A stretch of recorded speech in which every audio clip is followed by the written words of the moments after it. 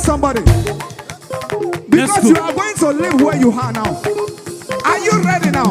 Yes, sir.